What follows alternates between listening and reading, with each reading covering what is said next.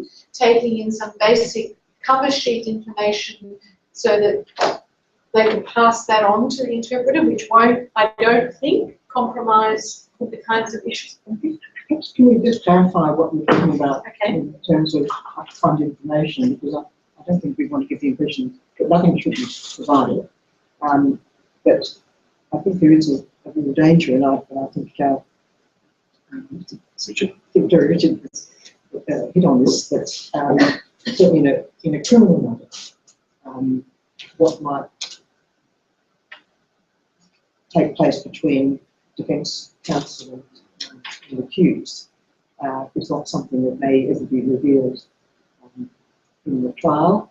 There may be material that is not admissible as evidence, with all sorts of arguments, and that may be compromising for an interpreter who ends up playing a number of different roles. But having said that, it's absolutely no problem, and I'd say it's essential that they get represented charges. It's an agreed summary, other agreed material that may be very useful background information. In the tribunal context, there's other documents, even witness statements that have been exchanged that may or may not be appropriate. I think perhaps that's going to be private, but certainly information that can give a sufficient background to the nature of the trial. But the least as important is for interpreters to understand particular matters. And we've got many examples in the tribunal context where the nature of the clientele varies enormously. In the protective jurisdictions of human rights and guardianship, we generally dealing with very vulnerable people, often who have physical, mental disabilities, dementia, and so forth. We've had some very bad cases of interpreters acting very unprofessionally because of their unfamiliarity with that jurisdiction, perhaps not realising the nature of the customers that come there and what their role is. So it comes down to training and experience and familiarity with particular jurisdiction. It doesn't matter how good you are as an interpreter, if you don't have that familiarity with particular jurisdiction, it can be very complicated. So can I get Dennis maybe to comment on that? What's wrong with the one sheet to say this is the nature of this jurisdiction? Typically, these are the sorts of issues, and then an individual sheet which provides information about the nature of the case the interpreter is being called. I mean, what's wrong with that two-pronged approach being part of the administrative structure? I mean, you're the people that send the interpreters out. From our perspective, our system, the system that allocates jobs to our interpreters, both for their benefit, we provide them with details of a particular assignment, and that would include, the location, the type of case, the expected length of the assignment, and if there's a requirement, there are times requirements for a specific interpreter, specific gender, right, and so forth. So that's all incorporated into our brief and to the allocation of an assignment. And there's also fields there for additional information and special instructions. We have links to a legal glossary, which all of our interpreters have access to via that allocation system. So we have the capacity to provide the information that's given to us, our call centre, about a particular case.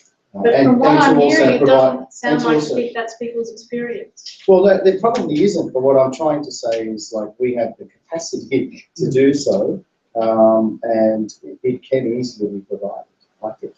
So, Dennis, and then Kingsford. Yeah. So, similar to, we have the capacity to provide the information. Unfortunately, oftentimes, the information is not provided to us. With MRT, which is quite good, they provide a visa number and topic, which at least gives the interpreter the brief background of what they're interpreting for, so that they can research some of the terminology that they use. may be used. But for the court, unfortunately, they don't give us any information. So sometimes interpreter will bring us back to us, okay, what's the matter about? Okay, we tell them we'll try to read the court or that means person and ask what the matter is about. And they will often tell us just, don't the interpreter just interpret the, we cannot provide the information because of confidentiality, things like that. We work with the AFP as well. With the AFP, they're quite good because they give brief description of what is required and what they're expected to do before we offer the job interview. We tell them everything before they accept the assignment, which helps them prepare better and for them to ascertain if they're suited for that job. Okay. But unfortunately, oftentimes they're not. They come in, they don't know what's going on. They don't know what's. They're just there. They have the matter number, the case number, but they don't know what the topic is or what the hearing is all about. So in some ways, some of this background information is also critical for efficiency. Yeah, It's not as it much doesn't as have to be a big thing. Even just a small description of what the topic is or what the hearing matter will help a lot. okay.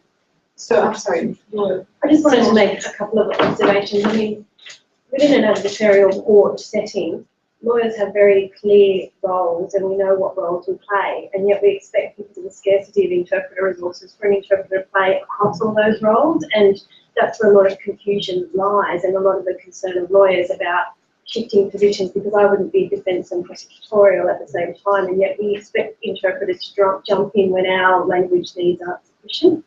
And just as a general observation in terms of the practicalities of how we use interpreters in a legal setting, is that we're meeting the client at the same time as the interpreter. You know, we're bound by confidentiality. The client has no trust in our legal centre, so we've got very limited information in terms of what we give to a third party in terms of that information. And over the course of a client file, which may be 2 or 3 years, you know, we're using different interpreters generally because of the practicalities of availability of people time. So there are real practical issues around briefing lawyers, briefing interpreters. And we haven't even touched on telephone interpreting, which we use a huge amount as well, where you actually have the time it takes for them to call the client to say, this is, when they answer the phone, can you say this is who I am? So I think the reality of lawyers' duties as, you know, to maintain confidentiality is a really important consideration when clients don't know your legal service, don't have any trust in you, and they're saying, is it okay if I just send all this information off to a person? Well, we're not talking about the file being set up. We're talking about trying to create some kind of front-to-face page. Could I perhaps pose a question to the interpreters, and something that we're considering at BCAT is just preparing a basic briefing with both to any interpreter who's asked, say, to come to a guardianship hearing or residential tenancies hearing. You are being booked for this sort of hearing. Here is the common terminology that's used, as in the words that come from the member is likely to use these words during the hearing. When you come to the hearing, would you please go to the clerk who will introduce you to the person who has requested your services? And at that point in time, we can make this assessment. We're setting, I suppose, the ground rules that the tribunal has booked the services. There has been a person who has requested those services, but the responsibility is to the tribunal. And then when you come into the hearing room, the member will. Is that enough? Is that of any assistance to anyone? Yeah. Yes. Well, I was just going to say that, for instance, the MRT and RRT long since produced quite a good brochure on, if you are going to be interpreting at the MRT or the RRT, here's what we expect of you, here's how it's going to happen, and so forth. Here's, you know, it will often be determining the following 5 criteria for in the UN definition of refugee and so forth, so that people can be prepared for it. Yeah, so the sort of thing you're describing, I think, would be at least a first step. But the other thing, August, you used the word a moment ago, context. As the interpreter, quite often the really important thing is having some idea of the context. That he's suing his brother, Oh, okay, right. So that suddenly makes a whole lot of things clear. What I'd have to say there is, in the tribunal, we don't often, in fact almost invariably, don't see the file until we sit down at the bench. So we have no knowledge of what's in it. So we get it cold. Yeah. And the interpreter will be in the same position. So therefore we have to conduct that hearing in that way. Yeah, I understand. Perhaps just to clarify, this is in, Susan talking about the high volume. High volume. Uses. There are, we also use interpreters in BCAT in many other situations where we would have that opportunity to Yeah, provide I have interpreted more, BCAT, so more yes, I relevant understand. and helpful So, information. I think, Sandra, and then what we might do is take this Yeah, question, that's- because yes. underlying, That's right. I think there's some practical issues, there's some logistical issues, there's some fairness issues, there's a whole range of whose responsibility. I think there's a pressure for some kind of protocol or thinking through confidentiality, all of those things. But underlying it, which was the issue which was raised during the break, is this terrible tension of the sort that we were talking about, the Mars and Venus, about who owns the interpreter, and that was Michael's issue that he sent in. So if you want to elaborate a little on your conception of that ethical or misunderstanding. Yes, I would. It arises, I suppose, the problem arises from the adversarial system that we have. There's assumptions that you're on one side or on the other side. Doctors, when they have patients who are different members of the same family, understand confidentiality and impartiality and professionalism and all the rest. Magistrates and judges, when they're sitting in voir dires and hear evidence that may later not be admissible, also are capable of putting that aside from their mind and behaving in the middle and impartially. Now, trained interpreters, and this is where the level of training comes in, and the level of accreditation. Those interpreters who are well trained, who are accredited, who adopt and embrace the interpreter code of ethics as their own protection and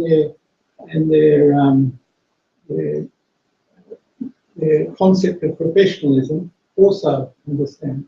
Of course, there are many interpreters who are fully trained who don't. And there are equally other people who have training, who may be lawyers, who don't follow their own systems. This is one case I want to mention. It was the same case that I alluded to earlier when I said I was briefed by assisted the QC to take instructions from his client who was charged with murder. And it was that QC who had engaged me. Now, during the trial, while the defendant was appearing as a witness and giving evidence, in examination in chief with this QC, I was in the middle of interpreting, and a note appeared that had come from this lawyer, who made it clear in the note what answer he wanted in a forthcoming question. Now, that to me showed that he believed that he owned me. There was another much more innocuous conversation I had when I was at a function with a group of lawyers, and one of them found that I was appearing as an expert witness for the prosecution, whereas most of the time I was called by the defence, and he thought it was rather strange that I was jumping sides.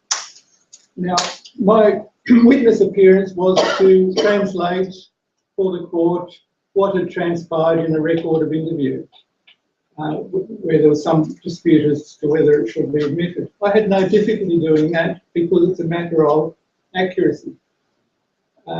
You translate what's there. But again, this person thought it's rather strange. Why are you working for this side and not this side? So the perception of partiality and prejudice comes not from the interpreting profession, but comes from many lawyers. And so that raises the question, first of all, who owns the interpreter, it's not a question of fact, because if you're interpreting the court, obviously you're for that time reviewing an officer's report. But there is still a perception, misperception, about who actually in fact owns the interpreter. And that's what I want Which to is try. the same point, same story in a way that Tanya was talking about, and the same point I think you were raising from the lawyer's perspective does come from the legal conception of role applied to anyone else who's an actor. Sandra and I did some training for court interpreters, and part of the training from the legal point of view was to talk about the lawyers having a number of duties. They have a duty to the client and they have a duty to the court and other duties, and those duties being in conflict. So we talked a bit about lawyers having a duty to their client, and as you say, a partiality, a favouritism towards that client. And I guess the light bulb moment for me was that the court interpreters told me that the only client I have in that room is my language. I don't have a partiality to people there. I have a partiality to faithfully interpreting one language into another. That's my client, if you like. If I do have a client there, I don't have this peculiar or specific lawyer's duty. So there's always going to be that tension. I mean, what you were asked to do is extraordinary, but there's always that tension that there's almost an expectation, you're in my team, aren't you? Which is madness, of course, but that's where it's coming from. Part of the problem and issue there is that the perception might be strengthened by the fact that mainly defence lawyers were called for interpreters. In my experience, the police almost never used interpreters, prosecution rarely, and defence nearly always. Even a couple of years ago, up until just recently, the defence lawyers or legal aid signed the interpreter's timesheet. So every interpreter, when they knocked off and they finished work, they went to the legal aid office to get their timesheet signed. And it almost looked as though they were they're part of the same company. So that's part of it. The other issue is that in kinship-based societies, impartiality doesn't exist. So if there's a big trial about the people in Yundamur, it's very likely, almost entirely possible, that the interpreter is related to some of the accused, or it's very unlikely not going to be related in some way. And this is why so many interpreters don't show up to work when it comes to a trial. Is that true in other emerging communities where they're small and they're likely to be known? Is that an emerging issue or an issue? That's a really significant issue, especially it's a problem where there's issues which may relate to the family, such as in the children's court or in domestic violence matters. Repercussions from an adverse finding in a court situation are a much greater worry to the interpreter than any kind of penalty that the court. So is it like we have to get for those sort of communities the protections we have where you can be almost not visible? Is that the idea, almost a kind of anonymous interpreting? Is that, no, won't work, not possible? Yes, I'm sorry. Yeah. Well, what you've done actually is introduced another element into the herd.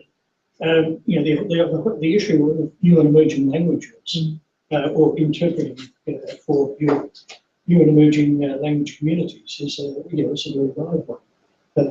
So much of the discussion with groups like this is about established languages where there are people.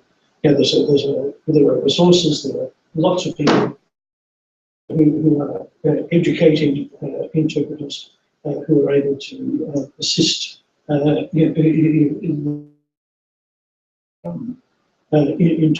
in England, as was said before. But all of these problems are exacerbated enormously in what we describe in this country as new and emerging language groups. They simply functions.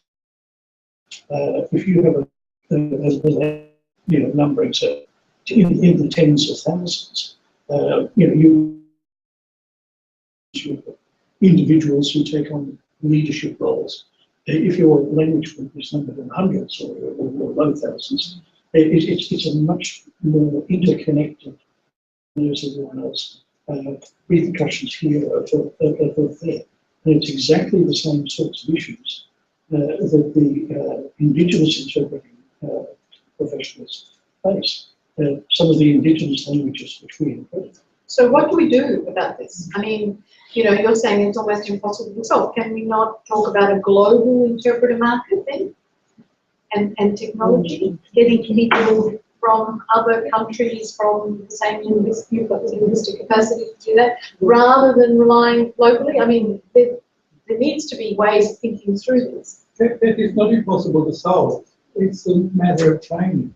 And it's a matter of interpreters understanding that they refuse jobs when they feel that their position But then you is leave compromised. them, but the problem is small groups, newly emerged, probably not necessarily well educated, let alone having been through Sandra and Camilla's course. I understand that, and this is the same issue that David raised just now in relation to Aboriginal. Now, I've been training Aboriginal interpreters for many, many years, and there are those who understand and explain in their own communities what impartiality means. And there are some communities where initially the interpreter was subject to aggression and backtalk over her role, and she, over the years, was able to explain, and people were able to understand that she isn't there interpreting, she's there interpreting language. It is possible, it takes time. So there needs to be some support and some community development around these sorts of issues. Can I say something? I mean, there are many things I'd like to say, but I think this goes to the core of today's aim, understanding each other's roles. I think that what we've been seeing here is a misunderstanding about what it means to be able to interpret accurately. Now, there is a lot of research that you don't know what you're talking about, you cannot interpret. So that's a given. We cannot pretend that the interpreter, because they're saying something, they're interpreting accurately, unless they've been briefed properly, they've received the materials, they know what they're talking about, unless they've done this sort of thing over and over and over, and that's their, that's their preparation. So, you can see interpreters interpreting, but don't be fooled. If you haven't told them what it's about, they won't be interpreting faithfully. Okay, so that's just a fact. And the other thing is talking to the interpreter. And there are situations where this can't be done because of lack of time or because you don't know yourself what the situation's about. Okay, work as a team with the interpreter. Okay, what do you need? Okay, this is what I know. We don't know anymore. I'll tell you what I know. If you don't understand or if you need something further, please communicate it so that you work as a team and you can overcome issues. So we can't continue to say it cannot be done. We can't continue to say because the emerging language can't do it. No, we have to find solutions. A lot of these things can be done, just that there's no will, there's no funding, and there's no incentive. So that all those issues that we have to tackle first, we can find solutions if we have the will, but we need to go beyond that. No, it's impossible. We've tried it before. We need to go beyond that, and I hope that. And I think what I'm saying, in a kinship-based society, totally. I'm not saying it's impossible. What I'm saying is, traditional Aboriginal society, or everybody is embedded, everybody is partial, everybody's. I talked to a teacher last night about this hours. How a place like UNSW, it simply doesn't happen. They walk away from trials. And yet Michael's saying it can work sometimes. Yeah, it can happen within a certain kind of sphere at some time. I doubt whether it can happen consistently right throughout because of the nature of the society. While that remains a traditional society, it will not be like that. It will not be easy to advance that kind of pace. I don't know, this is probably a different slant, but whether it's in a court scenario or in such a culturally diverse society like we are in Australia, I think there's a strong case for cultural competence. And that cultural competence obviously has to start with our Indigenous culture, the legal framework within which we operate, which sometimes, to many of the new entrants, if we're a society that has people from 245 different nations, they're invariably coming from places where the legal system is quite different. So the cultural competence in a legal context, I suppose, is a really important issue for all of us in every aspect of our lives. So I would maybe just put, when you're dealing, or whether it's through the education system, put cultural competence. So if you're dealing with a case and it happens to be an Islamic individual or a person from the African nations or the new and emerging communities, have some understanding of their cultural background, where they've come from, the systems within which they have worked, so the different influences that would have on, and kinship.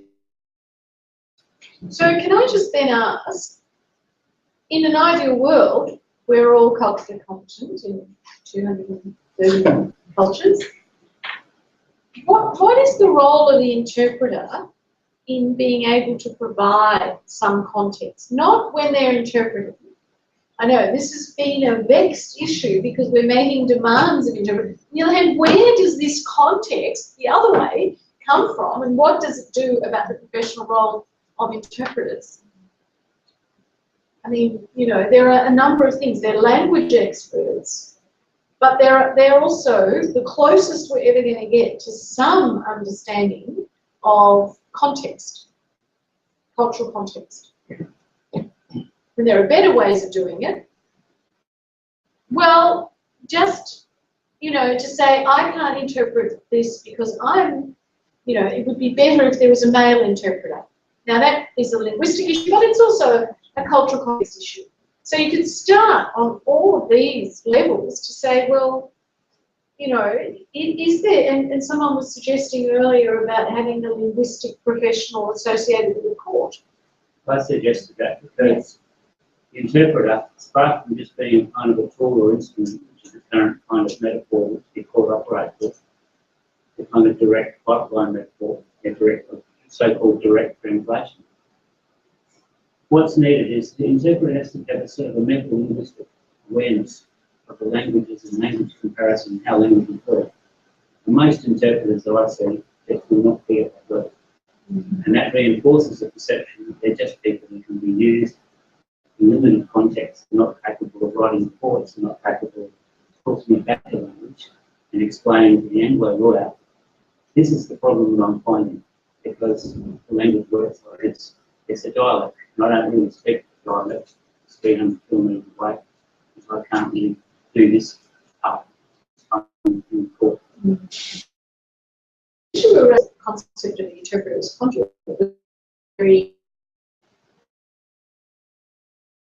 technical solution to the problem of hearsay. Well, I don't think that when the judges in that High Court decision talked about it, the interpreter is a mere conduit. I don't think that they meant that everybody would start to kind of take it as a sort of a technical telephone wire service. What they're really saying is we have to pretend that this doesn't violate our rules against hearsay, otherwise that person becomes a real person. And then that concept, as it does in law, took on a life of its own and became the metaphor with all sorts of negative connotations. I think we have to go back and revisit why the lawyer had to do it, or the lawyers had to do it that way. But the metaphors in this area have compounded the problem.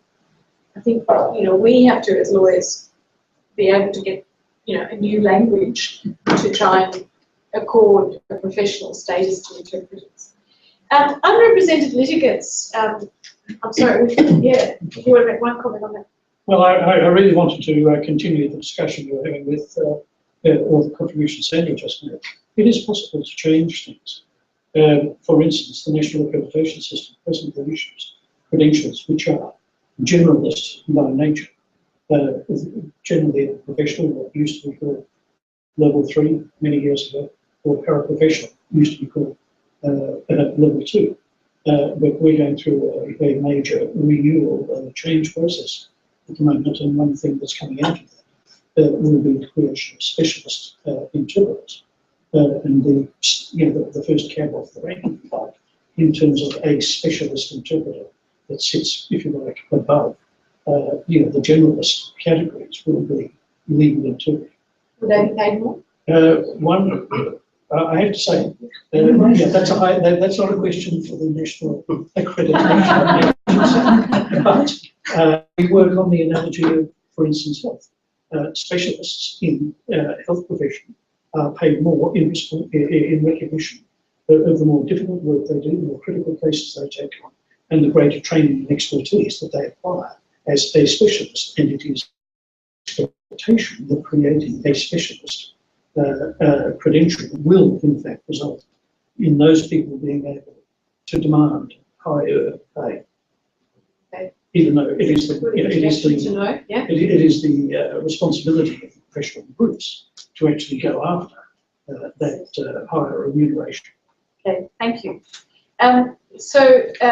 We did want to tackle this issue because it's a growing problem. We now no longer have enough money to pay lawyers, and there's enormous pressure on DIY law, represent yourself. It's a double problem who are not familiar with the language, but a growing expectation that people do. On interpreters. Elizabeth, you raised this problem. You had an example. Oh, I have numerous examples, but there's one which is going to emerge any minute now.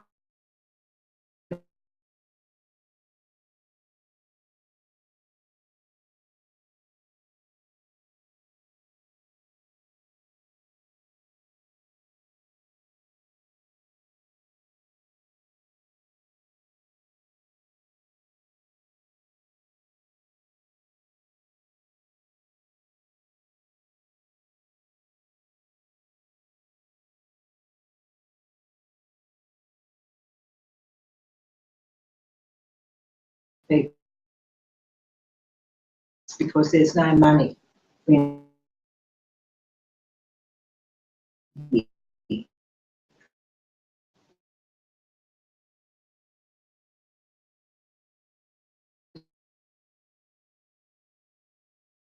the Federal Circuit Court, and these people are there, had to be a huge problem in the federal kids courts. Magistrates court now, Magistrates court. and what you typically have is you just interpret claim what I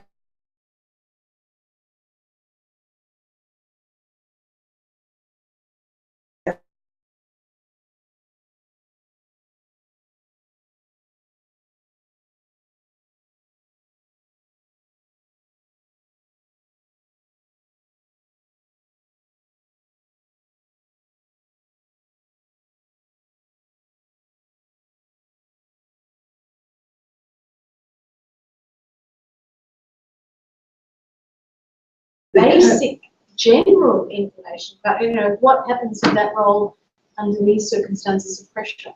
Because the Federal Circuit Court will ask people when they lodge their application, do you need an interpreter? Yes. And then they will bring an interpreter there. The interpreter will be the first person the applicant sees with any legal knowledge. Well, with any cross-cultural knowledge. Yeah. People understanding any of the terminology. I mean, I can suggest something. One, I don't think the TIS representative is here. No, she can't. The interpreter to act as a pseudo lawyer. There's no, no question about that. But what can happen is, and I've often said this, the courts have many empty walls, blank walls. Why don't they have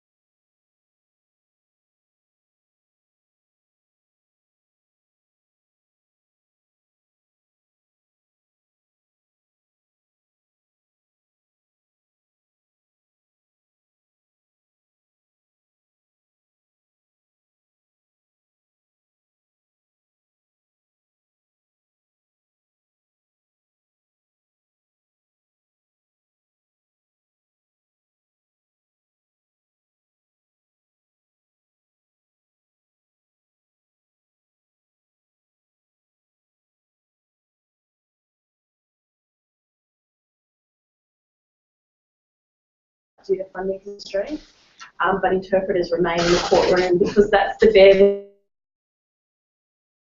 process. And thinking of where does that exist professionally and where do you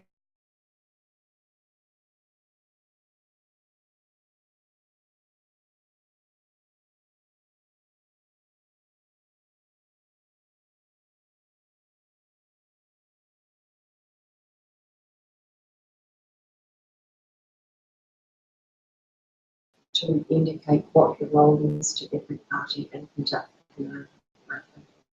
But also the obligation on the judges or tribunals to make sure that hearing is fair. At some point, it might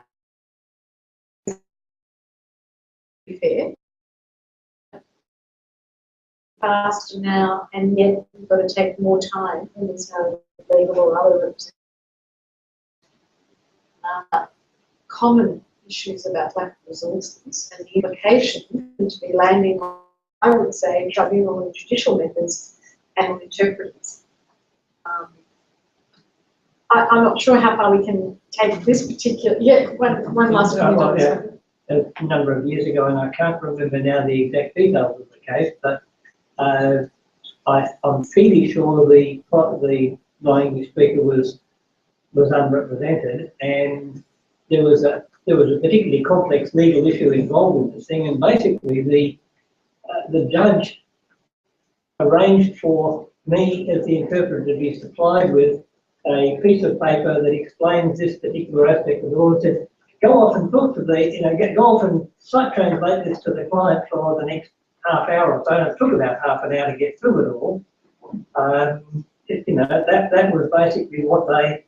Well, then you're coming close to Sandra's position.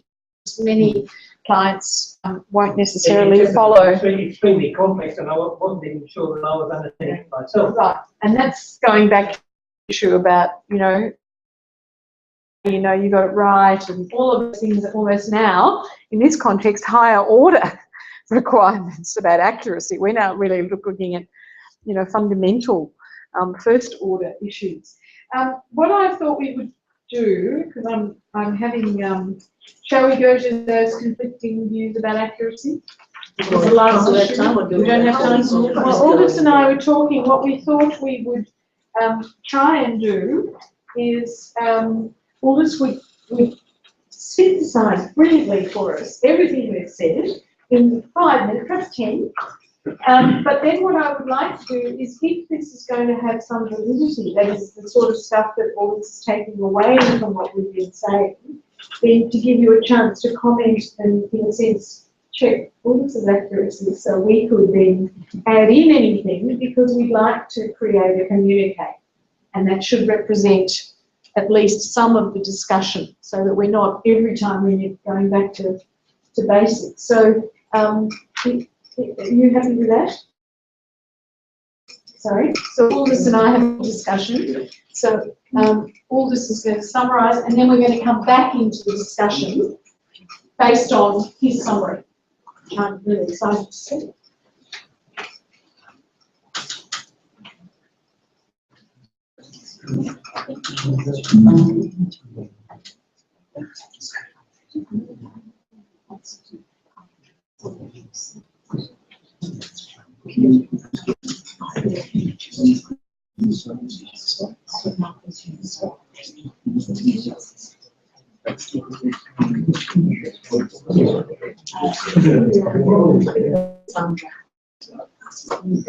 And if not,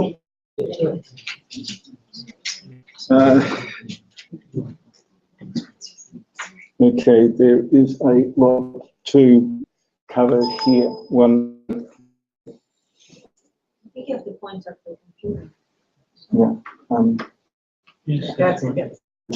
1 minute each slide. We started off assessing clients' English competence and really asking the question of whose responsibility. And the stress is that this is an important issue for and I think we should never lose sight of the forensic issues that are involved in these questions. There are reasons why things happen in a courtroom which can be very different to other situations. We heard pressure to give evidence in English is slowly disappearing, and I think that's very good. I think it's part of a general understanding in courts as much as elsewhere in society about the diversity of language, which is just there. It is there, deal with it. Yes, deal with it forensically, but you've got to deal with it. Now, that moved very swiftly onto a view of disadvantage or advantage of using interpreters, and certainly a number of the legal people thought there were obvious disadvantages in using interpreters. At the same time, when you hear a justice saying, look, I've heard a superb interpreter and so on, did they consider it was a disadvantage using that interpreter? Now, what is the disadvantage? Is it the interpreter? Is it the quality of the interpreter, or whatever? I know barristers are very keen. I need to use in cross-examination, all the rest of it. Now, when you have a look about our other courts, they use those tactics about 1% of the time. It can be crucial, but it's not used all the time. And we've got to be, I think, realistic about what are the advantages. I think the disadvantage is much more with using poor, untrained interpreters. We're going to have a lot in the simultaneous. Be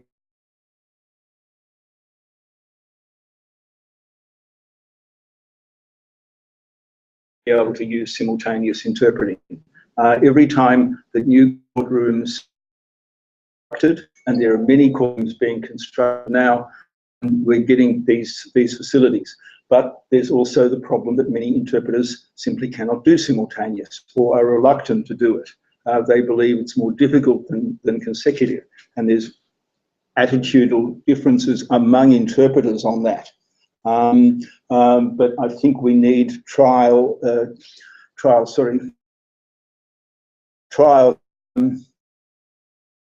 see if it can work in courts, because courts caseload, this is going to be very significant. Daunted by the court. Now, if an interpreter doesn't seek clarification, they can only do a couple of things. They can omit, which is the most common failing of interpreters, and comment on that. I didn't get all, I got the full picture. I don't think I got it all. So that's one thing. Another thing they can do is store. Clarification is so important, and each of those alternatives, of course, was quite unethical. The only ethical is to seek that clarification, and I've seen interpreters do it. This case I had of a totally unprepared barrister who was just not able to actually get a decent question about, because he had no briefing on the case too. And the interpreter reminding him to, please, could you phrase a coherent question?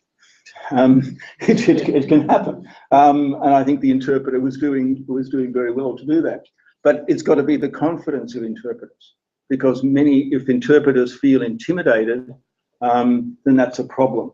And it's this control of the judicial environment, control by the judicial officers, and the council also has to be watchful to make sure the environment is such that you can actually ask these questions.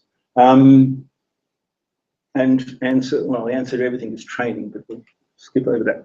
Okay, elephant in the room. Briefing preparation materials. Now, there was, this was the one mention of the elephant in the room, and I think to interpreters, it's simply puzzling why briefing isn't better. It's simply like, you know, you've heard all the legal reasons and so on, but it just doesn't, to interpreters, it doesn't make sense. To lawyers, there are particular reasons and particular concerns they have, largely related to confidentiality. There's very diverse views of briefing, and this question of the release of information. Can you agree on the material to be released. And I think that it was good to hear that there's certainly a move towards trying to sort of codify this in some way so that we've got agreed material. It's the familiarity with the jurisdiction. Okay, mental health. Mental health is a specialist, an area as court interpreting. You don't go into mental health interpreting without understanding what happens in distorted communication. It's one of the most intellectually interesting areas for interpreting, but you have to understand it.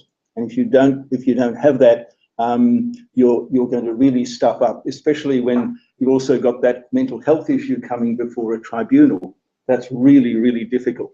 Again, we need protocols on that.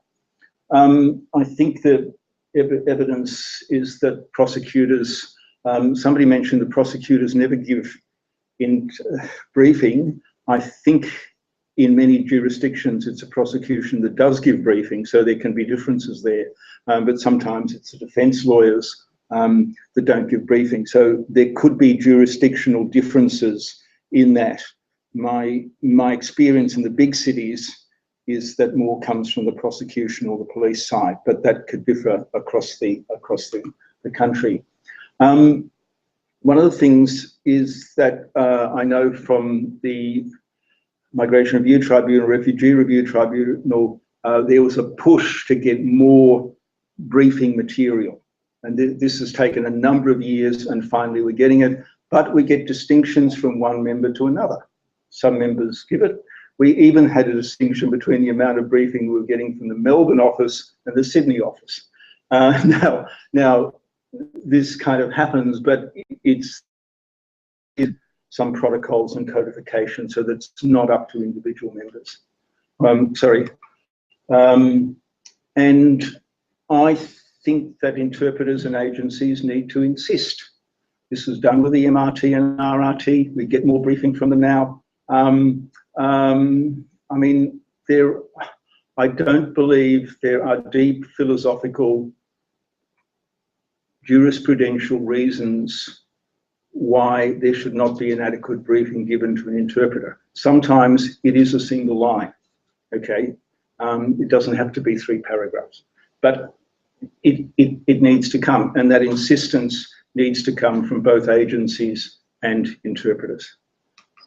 Okay, moving on, conceptions owned by one party. And the comment that was made is that trained interpreters have professional ethics, and that perception that you're owned by one party is overcome by professional ethics, but there are a lot of attitudes here which are problematic, and Michael mentioned jumping sides. A party's interpreter is not like a party's witness, and it's a very fundamental understanding.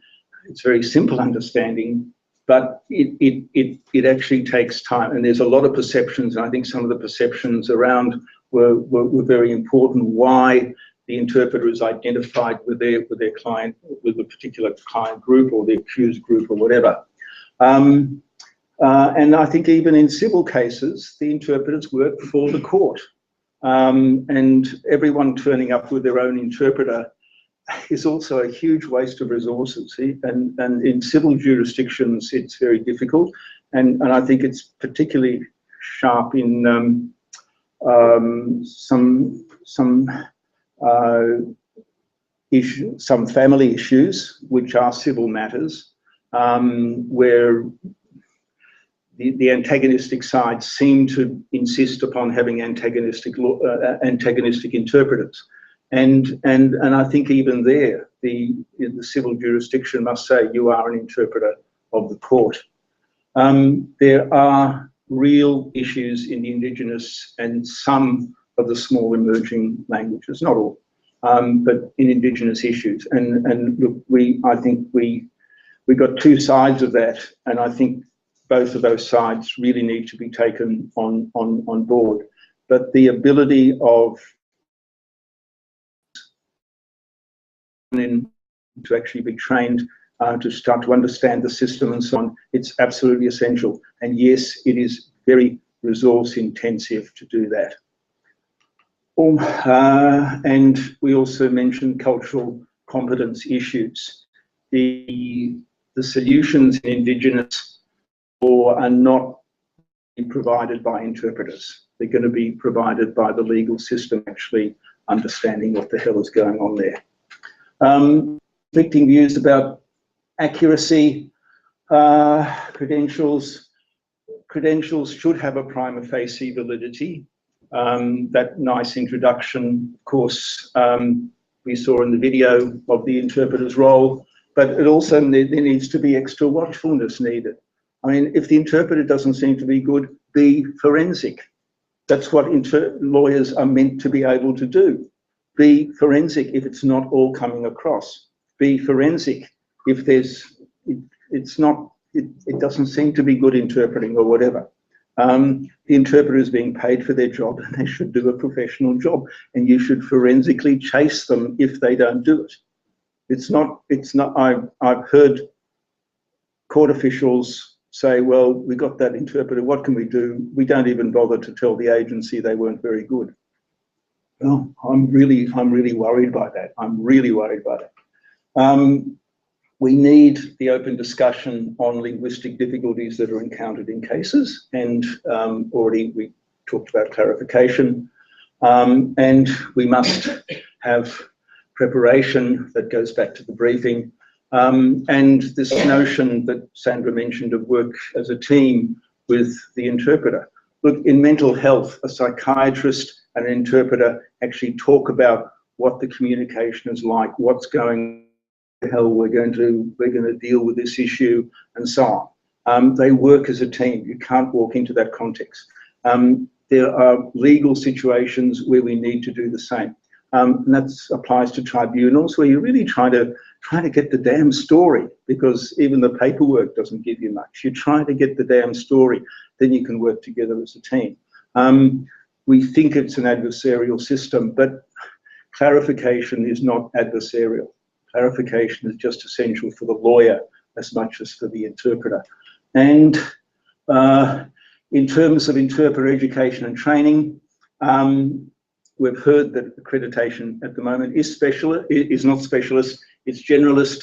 Training will provide some specialisation. That's why it's important to ask about training of interpreters. Specialisation is slowly coming. We're working on it. But we don't overlook training for lawyers. And I think a good point was made. It's at the College of Laws, at the level of the professional preparation, that we really need a lot of that training. The law faculty will tell you how crowded their curriculum is, just like the medical faculty will, et cetera, et cetera, et cetera. And we've heard all of that before, but particularly at the College of Laws level and professional development, it's really critical. And for new and emerging languages, how do we build a corpus of competent interpreters? And if Michael Cook is able to build some interpreters, with that confidence, and it takes time and so on, we must be able to do that with other small emerging languages. And I think the unrepresented litigants, which is the last issue, I have not seen in the literature much about interpreters and unrepresented litigants. So I don't think it's a new issue. It's been hanging around for a while, but there's actually been very little attention given to it. And the asylum seeker numbers. Now, that's, again, I think, an issue that interpreters themselves can't solve. It is an issue for the legal system. How do you give an unrepresentative client some measure of understanding what they are facing? Courts and tribunals are very strange places for unrepresented litigants. So we need to have, it seems to be the responsibility of the court and the tribunal. Interpreters may have some role in that, but the primarily responsibility is there. But look, with the 35,000 asylum seekers, look at it the other way. This is going to absolutely ensure that interpreting is central to legal issues. There will be no doubt that this will put a lot more focus, a lot more attention on interpreting than perhaps it's ever had before. Protocols. Good luck to Sandra and her mates on the protocols. Of course, it's not the only issue, but I think a number of the issues we've discussed today are very well handled through the a lot of other issues that are still, if they're not the elephants, they're still the antelopes in the field. Okay, thank you.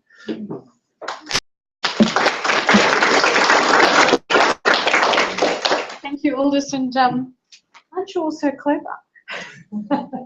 I didn't realise we had such an extensive and important conversation, actually.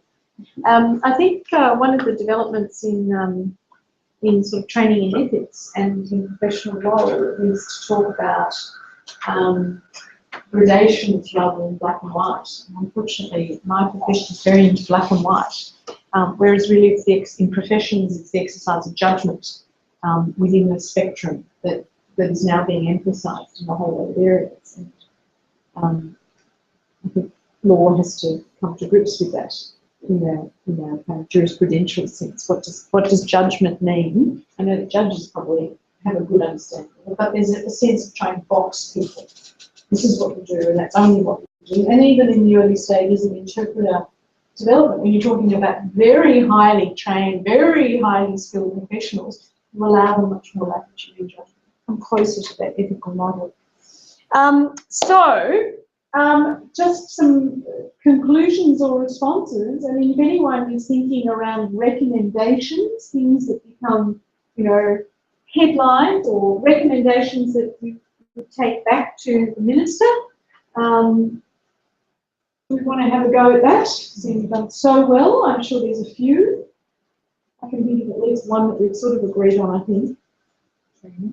Well, the training issue is clearly important, and training on both professions, and both from. And I don't think, by the way, that training in law school needs to be a separate add-on to the curriculum. Just to find ways in which you can build into the existing curriculum the added dimension of language issues. Yeah, I mean, I guess I can just speak from the point of view of the law school here. It's certainly something that is incorporated into at least 2 of the core courses that are taught, and probably more than that, one being the one that Emma College coordinates through Kingsford Legal Centre, that all of our students get access to information about the use of interpreters through, all of our students go through Kingsford Legal Centre in some way, and also some joint work that we do with Sandra and her students in our evidence course. It's certainly a model that I think would be very easy to translate into other law schools if anyone wanted to talk a bit about that. But I think Liz's point about the practical legal training, actually taking that aspect on board as well in a much more concrete and serious way, is probably one that could be a very easy recommendation from this group to say that in terms of the curriculum for those programs, that there needs to be serious attention given to that at that level. I think law schools will be on board, and we've had no real kind of difficulty with thinking about ways to bring that into our curriculums, but we don't have a lot of direct access to. I mean, I've taught in Leo Cusson on interpreters, but it's usually a day, and then it's like, oh, we're dealing with interpreters today. Where actually what it needs is integration in a kind of seamless way, because we're dealing with language and culture issues all the time as lawyers. Sorry, Liz. The corollary to practical legal training for lawyers is to establish some sort of intern program or practical legal training for interpreters, where they could actually go to community legal centres, they could go to, let's say, legal aid, and actually sit in and be part of that working with interpreters. Indeed. I suppose my idea, somebody this morning said there needed to be a breakthrough about briefing, and I know it's a constant, so it would be lovely if there was a recommendation the attorneys could pick up that they could make a directive about. Yeah, about a protocol, or maybe some templates. I think what's emerged very clearly in relation to them is, yes, first there needs to be a legal directive attention paid to that, but the idea of you need to brief the interpreter needs to be expressed in a very nuanced way. And so it probably needs to take into account, it's going to be different when you're dealing with the client than it is when you're dealing with them in the courtroom, when you're dealing with them in the, and that get some kind of template style. Templates and yeah. To those differences will, I think, probably help to resolve some of the conflict around whether we should brief at all. Because as soon as you can move into that process of saying, well, we recognise that briefing more complex than just give information. Isn't it such a pity that Jeff Mulhern left? You know, just about to hit him for some research money. Okay. Yeah, The briefing, so briefing that, say, from one end, from the lawyers, they're saying, it sounds to us like you want everything, we don't want to give you that. The interpreter saying, no, we don't want everything, we want enough to understand what's going on. Yeah. So I think there's a sort of mismatching of perceptions there as to what is actually required, and if there needs to be the directive from on high to say you should be regarding this as a normal thing to do, but I think it's more the protocols that can say, okay, here, or templates or whatever, here's typically an interpreter would like to know. Would need to know, must know, and then would like to know, and then there may be. Well, the idea of functional briefing. Yeah. That's the problem. Yeah. Okay. Is anything else that we can quickly? Yeah, Liz. Just a question for the minister. If you could ask the minister to reconfirm that community centres will no longer have free access to telephone interpreting services after October. Yeah, I think again, for this kind of interprofessional group where we've got a lot of, I think that was something we talked about before, but access to telephone interpreting services for those frontline services. I was surprised when I heard that funding has been withdrawn. People would be fully aware. Those deaf types of people of interpreters, because telephone interpreting does cover, but deaf consumers always miss out because they're not really without video interpreting. Easy. I think there was some issue around the technology, both in the training, the technology and its availability in all courts to assist in the development of simultaneous translating options. Some people reacted very strongly when I said the equipment's in many of the courts, but it is slowly being built in. Sometimes the people sitting in the courts don't even know. Yeah, but I think that's an obvious, and both training that exists in it and also available more generally, and of course some interpreters also in technology. Else that we can, I mean, you know, we could litter this with hundreds, but I would say, you know, 5 or 6 if we could craft them, and maybe if we send them around once we've had a bit of a craft, and then people can also send in anything else, because I'm sure that you know, this very distinguished group has ways of reaching those that need to hear. Can I? Yes, of course, Tanya. Group remuneration for trained qualified interpreters, for tertiary qualified interpreters, because to study at uni it's costly, and also it's not something easy to do, and most students are adult students. Some of them, they study for or more, they incur debts, and at the end they are paid. Nobody is recognizing their skills or what they acquire. They're not properly remunerated. So if we can include that. Yep. I think all of that about profession. How do you create a profession, and how do you recognise professional qualifications, including remuneration?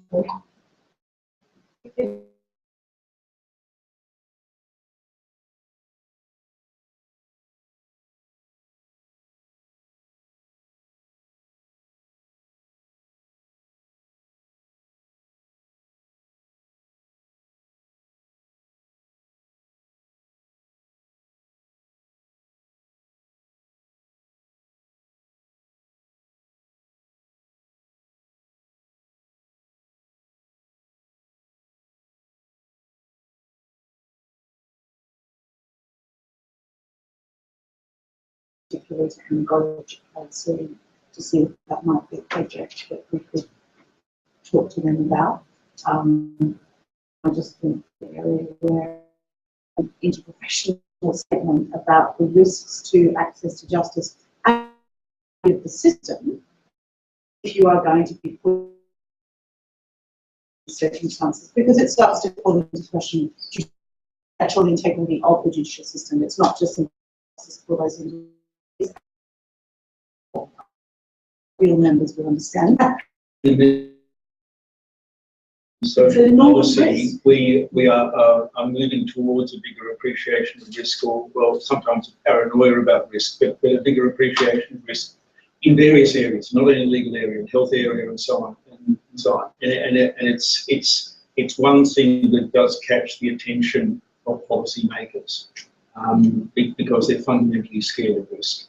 So it's a very there used to be a lot of concern that people have right to it. And in the American system, particularly in the health system, found that talking about rights, even though America's full of rights, really only got you so far. Once you started talking about risk, the money flowed better. So, I think you've been a fabulous group to have, and again, I'm sure I extend the thanks of the organisers and everyone else that you were able to travel here, some cases quite distances. And I hope I've certainly learnt new things. So from that point of view, it's fantastic. And if we can continue the dialogue, keep the lines of communication open, I think that would be a fantastic thing in its own right. So thank you again. I believe there's lunch. Hopefully, yes, lunch. Thank you.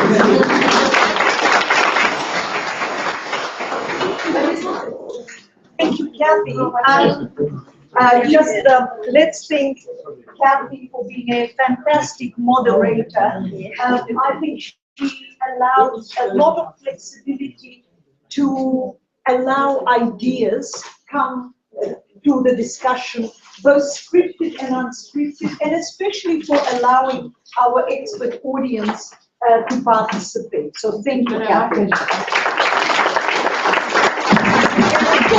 And of course, not all this. I don't know anybody else who can summarize and synthesize ideas that have been floated about for and present them in such a coherent, articulate, convincing way. And I'm sure we'll continue to work with this material, but thank you very much, all this also.